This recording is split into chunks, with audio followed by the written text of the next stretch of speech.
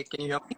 Hi, hi. Yes, I can. Can you hear me? Is it clear? Yes, I think this has become the default greeting for the past year and a half, as the joke goes.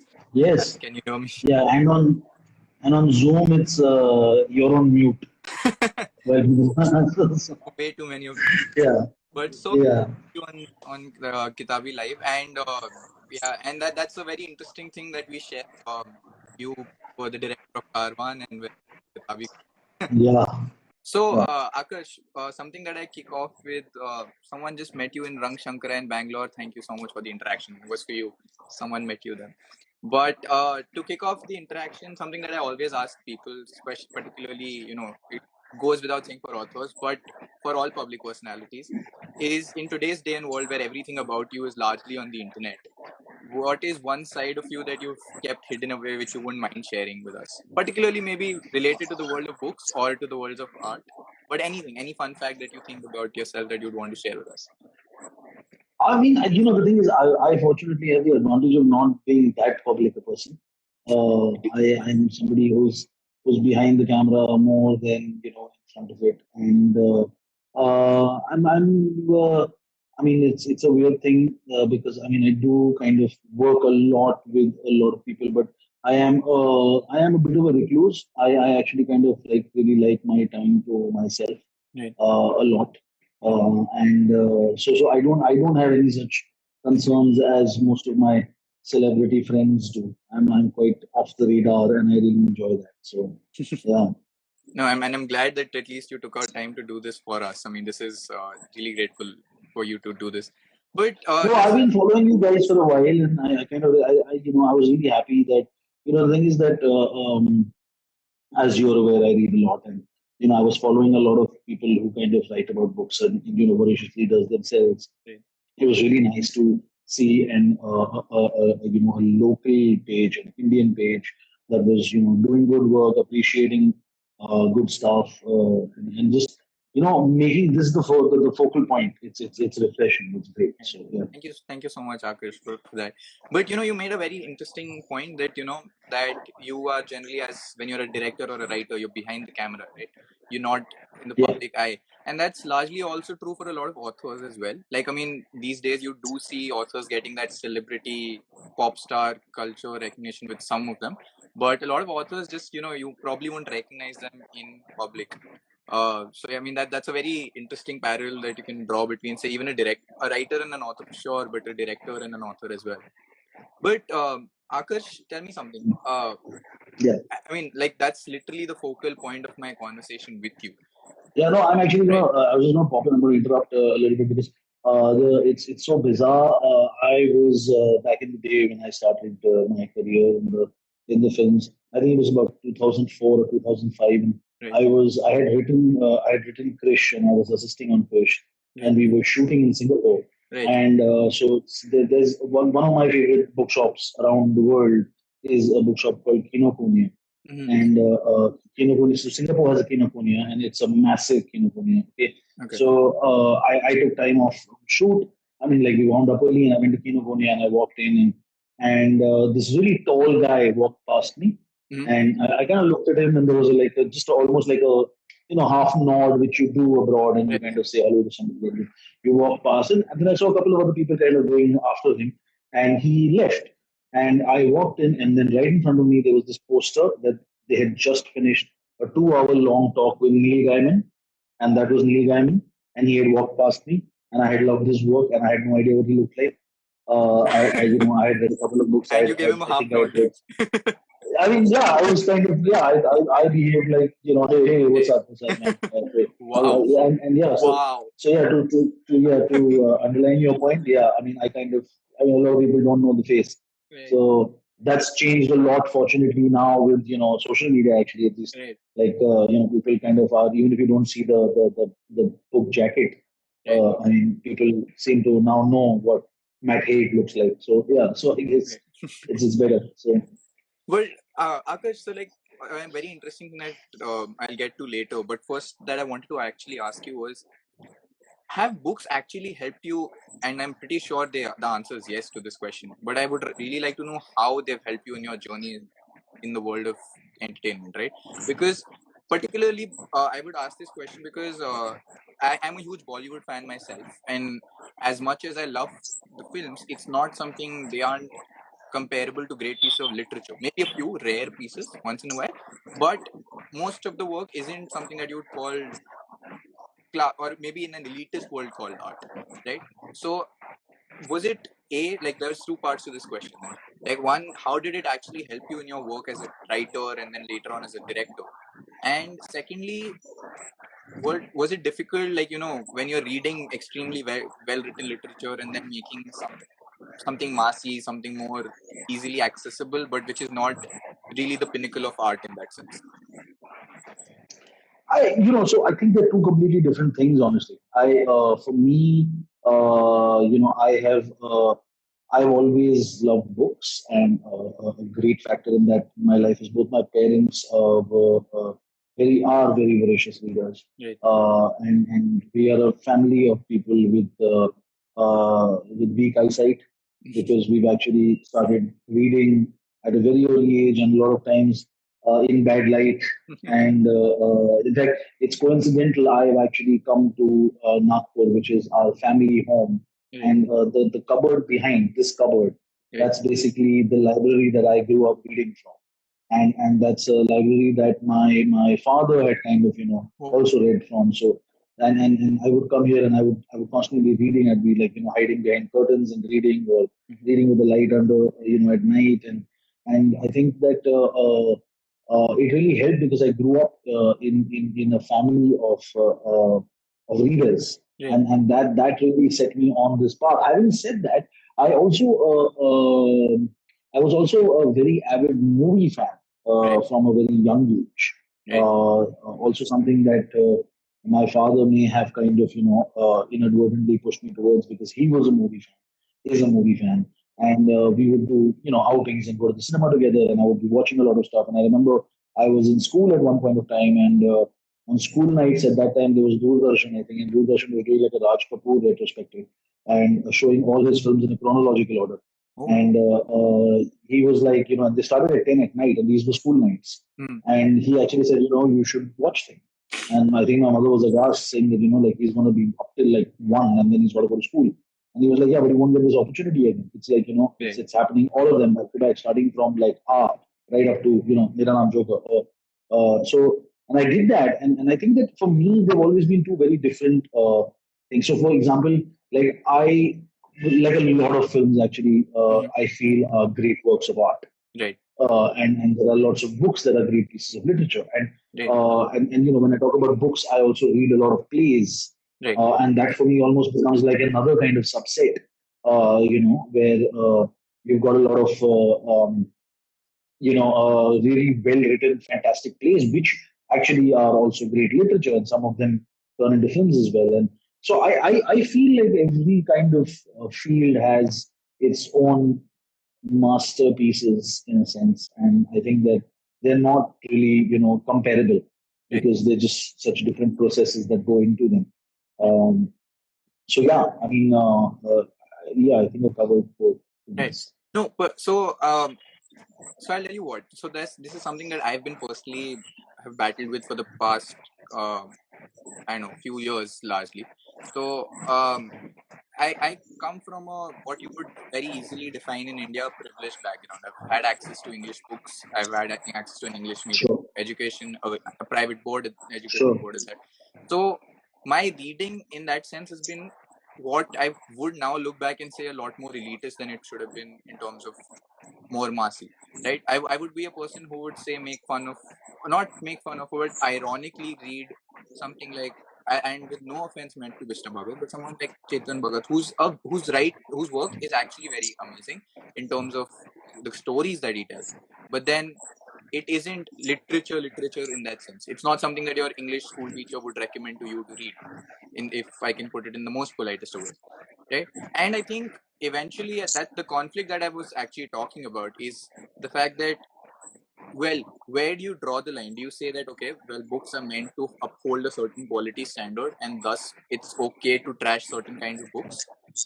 Or on the other hand, you take a subaltern view on it that, well, a book, books that make reading more accessible, make the language more accessible, make just get people shifting towards the art of reading, starting from taking up the language from a base level.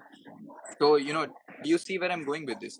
It's not a question, but rather just an open-ended comment, wherein Yeah, so the thing is, I kind of have a slightly different perspective on this, and I might be in a minority.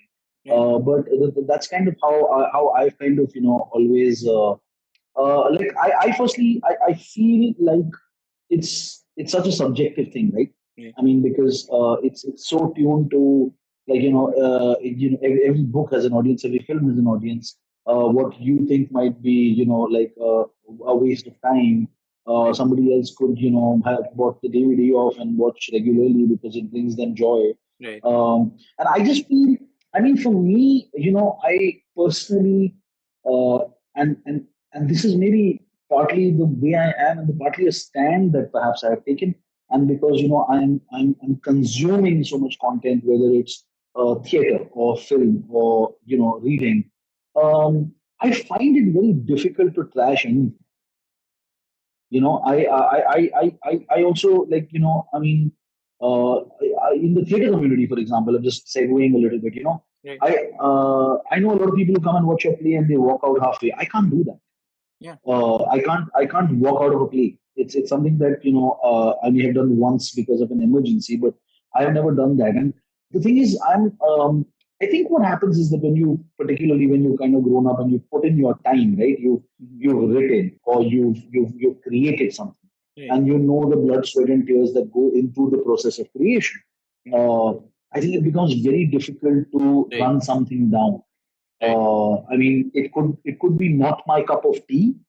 right, Like, I mean, it might be something that I might not enjoy because of the type of thing it is, and chances are that I won't consume it right, because I'll have filtered it out in that sense, knowing that, look, this is something that perhaps I'm not going to fancy.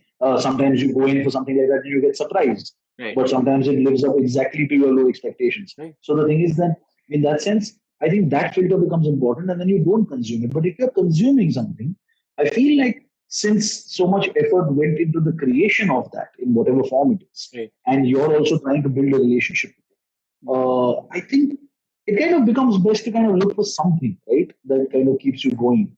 right, And similarly, I think, barring maybe one book that I don't remember, I think that I there's been no book that I've actually left incomplete. I know there is one. I've forgotten the name. right. It was that I kind of abandoned halfway, and otherwise I have always completed everything that I read. So Mm. that's my grandmother popping in. Yeah. That's great. So I find it so, in that sense, when you're saying where should one draw the line, I come from a slightly more utopian outlook that maybe we shouldn't have those lines to begin with. Right. So Just yeah. So, there's a lot of comments, but I am not seeing them, so I don't know. I'm not, okay, oh, so whatever. I mean, I think a lot of so the them, most of some of them are. them. So I'm just keeping an eye out on them. If they're anything about books, I will make sure I Yeah, yeah, pass no, them I saw my wife saying hello, Akarsh sir, and stuff. So I saw some other friends pulling my leg, so that was fine. on. There was some Ye Meri family stuff, which is fine. I don't have answers. So, Yeah. okay, cool. Yeah. So Oh, I have those questions for you, but that's like not for this live, but later on. But what's that? Yeah. So yeah, but that's a very interesting point that you make. Like about the effort that goes into creation, and probably that's what makes you take a step back and not say trash anything that's written or created out there.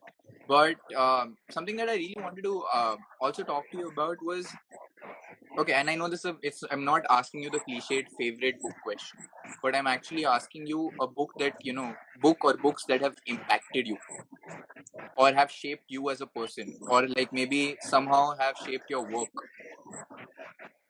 in any sense whatsoever. Like maybe mm, like you can look back and say that, okay, I am this person today, or I hold this perspective because I read this one book once which actually gave changes, or maybe I wrote a scene this way because yeah, see, the thing is that I do find it like extremely difficult to pick. I mean, yeah, I'm glad that it's not name your favorite book or name your favorite five books or five films I think these are really unfair questions, Yeah. but I'm glad that asking me that.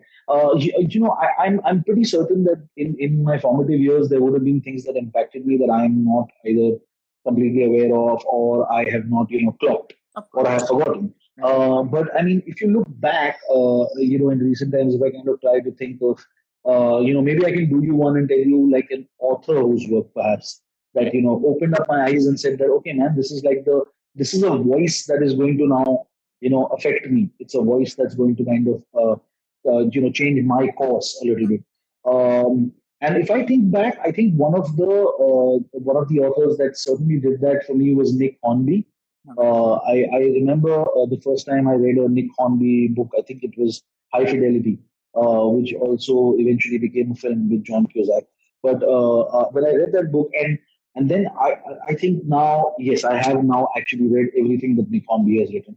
Right. Uh, uh, I missed a couple, but I just when I read a couple of his books, whether it was High Fidelity or it was Fever Pitch, or later there was Juliet Naked, and A Long Way Down, another novel of his. I think what happened was that there was this beautifully relatable way that he wrote, and there was this really dark and awkward humor. Right. And I was just like, wow, we are making not fun, but we are being able to laugh at some of the darkest of stuff Right. out there, because it's been handled in a manner which is so witty, Right. and I think that somewhere that kind of opened up my eyes to being able to create content of that kind. Right. That that if you dig deep enough, there is humor that can be mined out of even the most awkward and serious of situations, Right. and sometimes humor is the best way to cope with. Right. So I certainly think that Nick Hornby's books, and which is probably a reason that I have read all of them now, is that because there was a pretty deep impact that his work had on, and it's more his voice than his Right. content. It was just the way that he wrote, and the humor that he engaged in, and this there was this almost funny sadness to a lot of his characters, Right.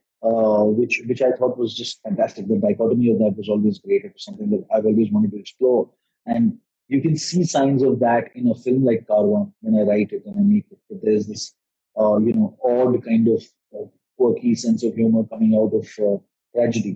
Right. Uh, so yeah, I would say that was definitely a big impact. Mm.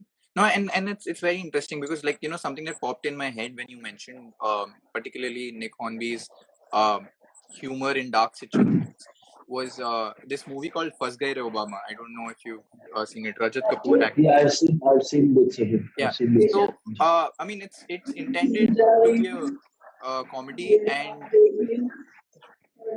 Sorry. Just a second. Sorry, I'm so sorry. that's perfectly fine. मैं कर दूँ.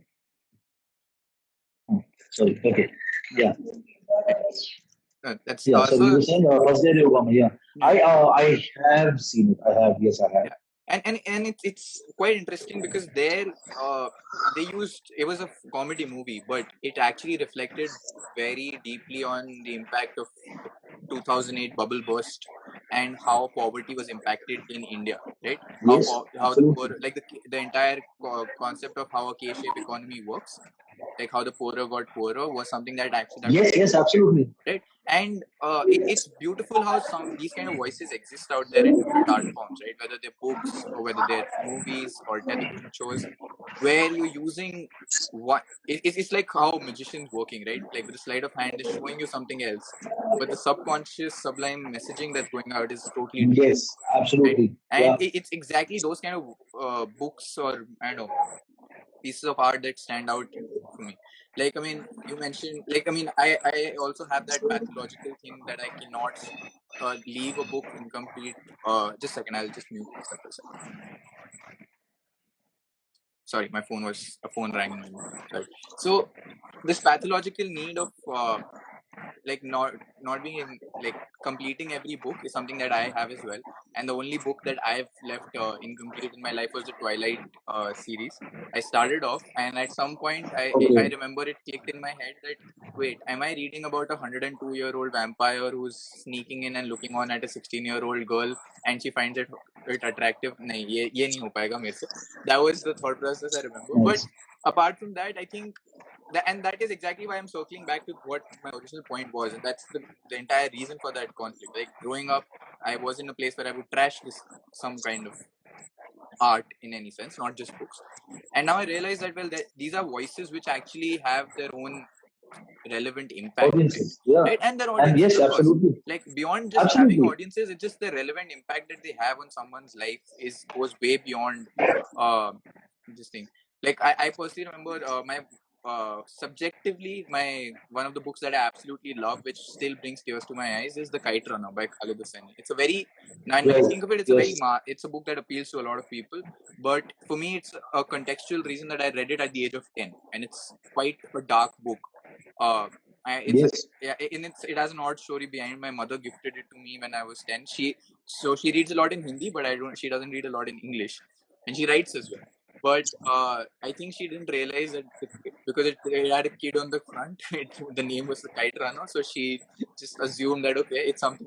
And it mentions, and then the summary also just talks about friendship and some things like that.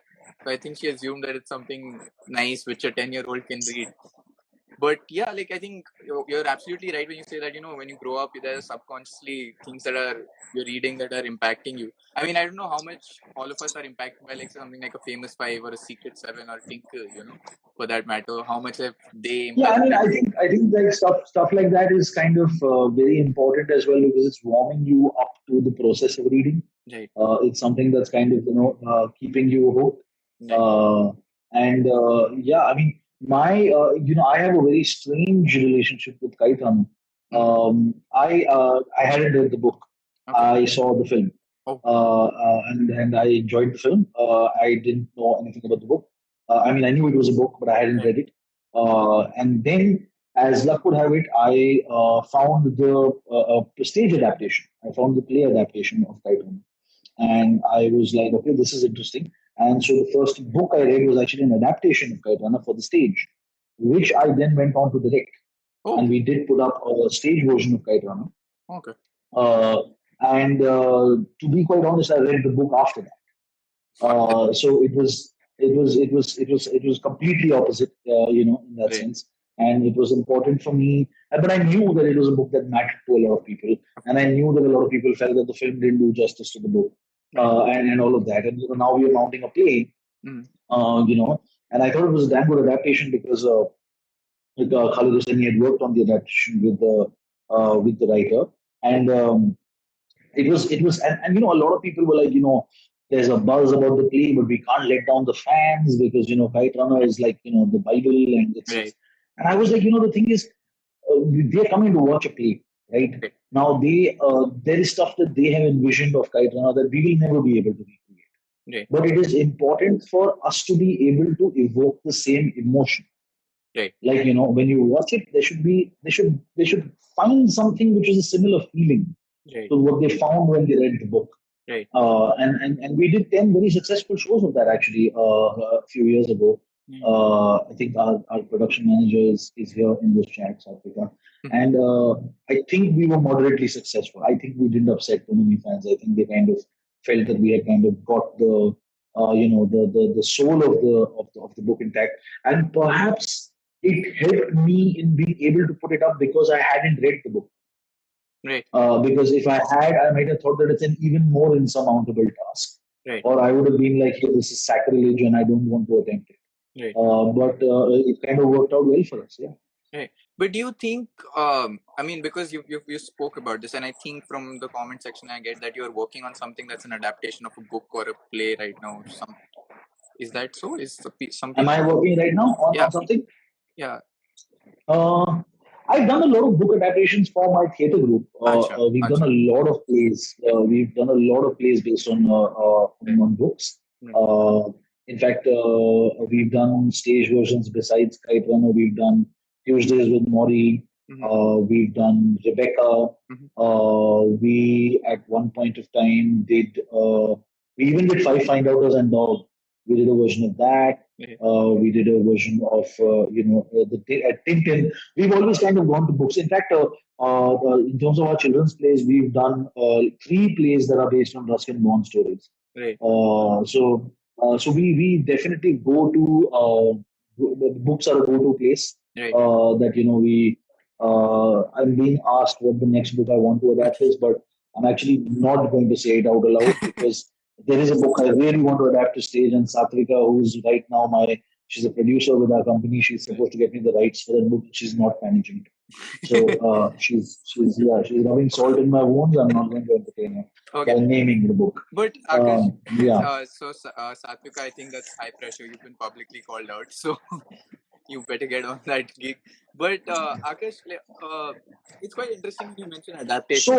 But sorry, I didn't finish. Yeah. I've recently directed the first season of a show called Mismatched, Yes. which is based on a book. It is Okay. based on When Dimple Met Rishi Oh. by Sandhya Menon. Oh, wow, I It is a didn't know. book.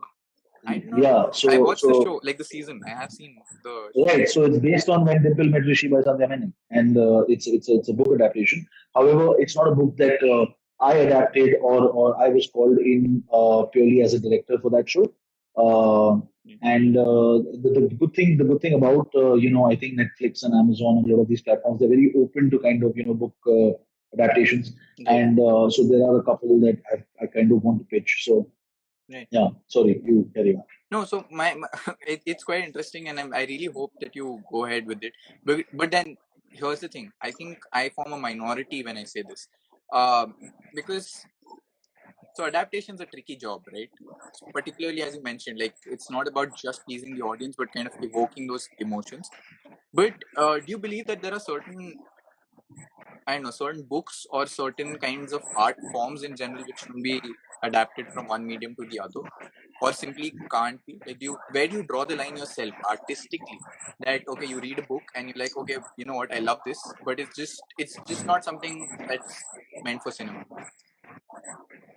Here's the thing. I think that there are many books that you kind of like read, and then you're like, that there is no way that this can be adapted onto stage or screen, Right. and then somebody does it, and it comes along, and it blows your mind, right? I mean, like of course, there are novels that in their form itself feel like, okay, this is something that cannot be adapted, like say Anxious People by Frederick Backman. Right. The way it's written, it's purely written as a book. I mean, it's playing with your mind as a book, Right. and the moment it becomes visuals and you take the imagination out of it, Right. there's a lot of punches that are being pulled.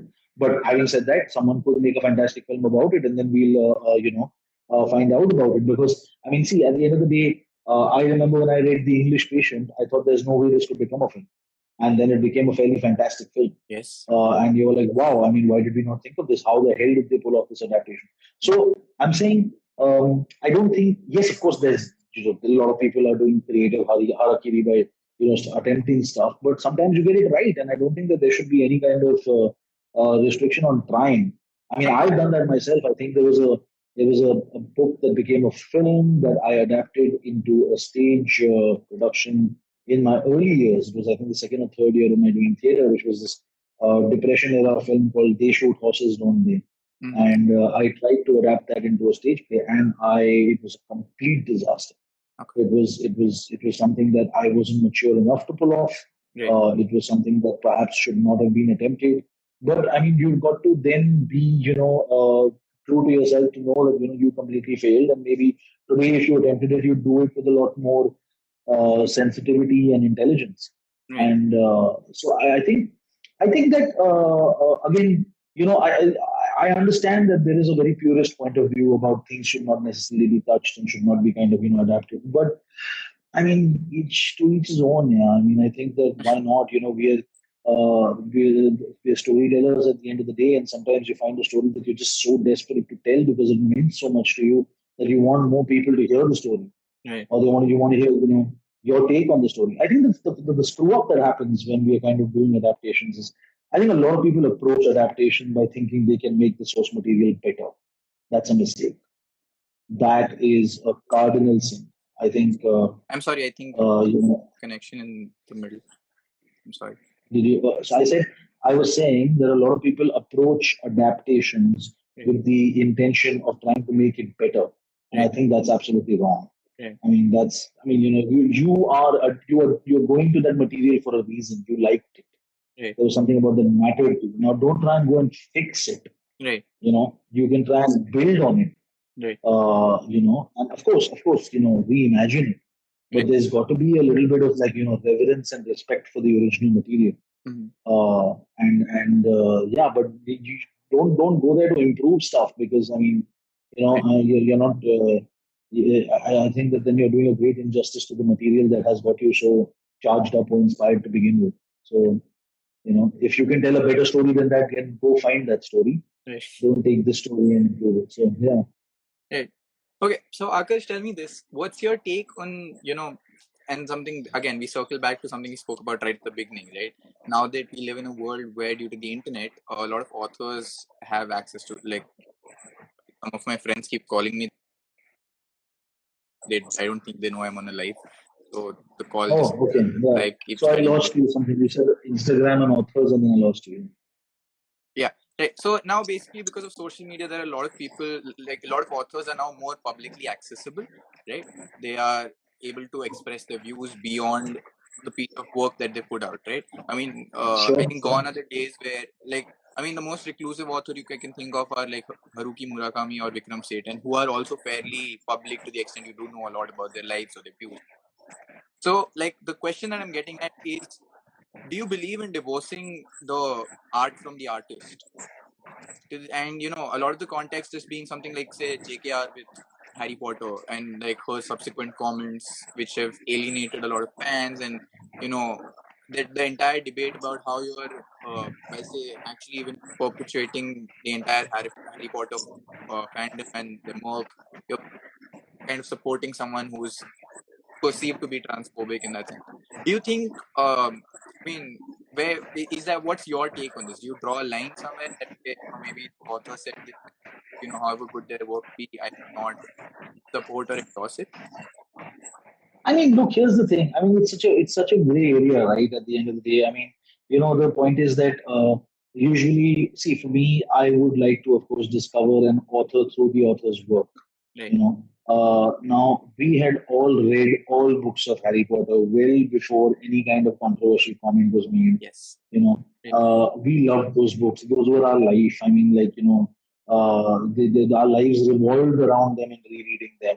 Right. And a few years later, she made an inappropriate comment. It can't take away from the fact that those books gave us a lot of joy. Right. Should I not read her next book? Maybe. I mean, maybe if I have a strong point of view that I don't like the person now anymore, maybe then you take a stand and say, hey, okay, we're not going to, encourage this Right. in that manner. But that depends on how strongly, you feel about something as well. I mean, the thing is, in that sense, I mean, you it really depends on when. Again, it's like how we were talking about, like if there's something that will not work for you, don't consume it. Right. I think it's so it's important in the sense that you see things in the context of when and where it Right. kind of happens. Certainly, if someone kind of does something to offend your moral sensibility, Right. chances are that you will not view their creations with the same kind of objectivity. And I mean, here's the thing. I think it always circles back to the fact that there is a plethora of content out there. Mm-hmm. And I think it is important. Life's short. I think it's important that you curate the content that works for you. Right. And if the curation of that content means filtering out people whose value system you don't believe in, by all means, Right. you know. But Uh, uh, do you think like that eventually, and given like how the kind of world we live in, that perpetuates more of an echo chamber creation? That because something when you're subsequently pursuing this kind of filtration where, well, okay, there are certain people whose value change or thought processing you don't agree with, and their content won't filter down to you. But then that is something that most all that is something that always boils down to in the present day world, that people are more divided than ever simply because they just, that's how most of our social media is designed, right? It feeds you the content that you like more, and anything that Yeah. you might dislike won't be shown to you. But it might be something that information that needs to be seen by you, right? But that is something that's completely eliminated, creating an echo chamber. Do you think that's a So danger now? I'm not saying, it's not a suggestion to remain blinkered or unaware. Right, I'm saying that these are decisions that you take on the basis of your awareness of something. right, And it also depends on how strongly you feel about it. Now, I mean, here's the thing, and I think it's a very personal thing, right? I mean, there is the whole world. I mean, there's so much talk, against, say, someone, an artist like, say, Woody Allen right, or Roman Polanski. right, Okay, it never stopped me from watching their work. right. I mean, you were consuming. I mean, like, the fact is that if I didn't like enjoy some of it, Mm-hmm. it was purely because of the quality of that work itself, and not necessarily because of the baggage that I had about what that person was doing in their personal life. Right, right, Uh, you know, and again, I think it's a thing of context and timing, right? I mean, like, if today you were to be aware of the nitty gritties of someone's opinions or someone's life, right, post that, whether you engage in their content or not, right, is a call that you're taking, which is an informed decision, right, right? But that does not lead to years of regret for having read the stuff that they wrote or made before, right, because you were seeing it at a particular time and in a particular context. right. And again, this is such a it's really how seriously you engage, how seriously you want to get affected by stuff, Mm-hmm. how much you can detach yourself, and I mean, some of the best artists have had the most twisted of lives. Right, But that doesn't mean that we should refrain from enjoying the content that they have created, if it works for us. right. Okay. I think it's important to be open to stuff, and it's like, this happens to me a lot in the theater, for example, where someone will come and tell me, that I don't like the kind of theater you do at all, and it's populist, Okay. and it's like, okay, but I mean, there's a hell of a lot of theater out there, so watch that. Right. I mean, like, why do you want to suffer? Because if you know that any play of mine that you buy a ticket to will be Or populist, to stay away. then, I mean, yeah, why would you bother? Right. I mean, and why do you have any position to feel that my kind of work should not exist? Because it should. Right. It is very important for that kind of work to exist, for all kinds of work to exist. Right. So that's what I meant by, in terms of curation and filtration. Mm. It's not in any kind of sense, any seizing the existence of any kind of work, but it's all out there. And then you pick and choose. Mm. Right. Okay. So, Akash, I'll just ask you like one last question to sum up this interaction. So Yeah. now that you've been a director, you've written screenplays, you've written plays, directed plays, you've been an actor. Is being a author something on the table? Something that has been, I don't know, has it been a dream for you? Is it something that you want to try out? Or To write a book, I mean, people suggest it, that I should. I mean, the thing is, when I kind of sit down to write, for example, at right, least in today's day and age, I would find myself naturally drawn towards either writing a play, mm, or writing a show, or writing a film, right, because perhaps that's the kind of writing that I have been doing now for 17 years. right, It's the kind of format that I'm comfortable with. right, It's the kind of format that I also enjoy. Do I want to write? I don't know. I mean, you never say never. My father has written a book now, and it was something that happened, late in his life, but it was something that, he felt the time was right, and he wrote a book about something that mattered to him. And I mean, maybe someday there will be something that I feel is book worthy. But when it comes to books, right now I'm more of a reader than someone aspiring to be an author. mm. So yeah. But honestly, I hope that changes. I mean, from this conversation, that's something I would really love to read something that you've written. Given like the work I've seen of yours, and like after this conversation, I'm very particularly keen on. I don't know. So I really hope you go down that route, and I'm pretty sure there'll be many So people who will be interested in yeah, that. I think someday maybe it's part of like a retirement in a pretty place plans. So so yeah. Okay. Well, that brings us to the end of this Kitabi Live. Thank you so much, Akash, for doing this. I hope you enjoyed this process just as much. Thank you. Yeah, yes, I did. I hope there were no like relevant questions that we ignored No, no, from the no, no. world. And I don't think so. Like most of them were about your show, and there's a lot of support for Satvik out there. So right, right. right. So Yeah, your entire production team's rallied behind her, I guess. But that's great. That's right. great. But thank you so much, Akash, for joining in. This was amazing. Thank you. Thank you. Thank you. Thank you for having me. Bye, Akash. Bye.